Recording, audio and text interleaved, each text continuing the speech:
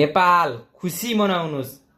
दिपेन्द्र सिंह ऐरी हाम्रो tiger ICC ranking T20 world कपको 4औं स्थानमा। उनले विश्वकप मात्रै खेलेनन्, अहिले उनले विश्वकपमा राज गरे 169 र उनले दामी महत्त्वपूर्ण विकेट पनि लिए। त्यही भएर यो हो असली क्लास भनेको। आफ्नो करियरकै उत्कृष्ट 244 रेटिङ पोइन्टको सहित अहिले हार्दिक पाण्डे, सिकन्दर राजा, सयम अयुबी जस्ता उत्कृष्ट खेलाडीसँग उनको अहिले टक्कर भइरहेको छ। आइसिसी र्याङ्किङको अलराउन्डरमा टपमा को पुग्ने भनेर।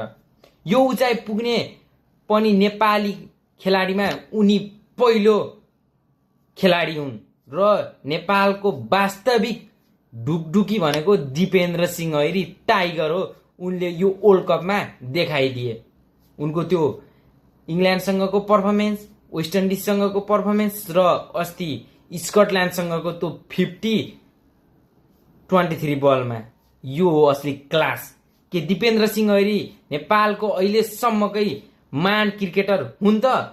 तल कमेन्ट गर्नुस्। जय नेपाली क्रिकेट।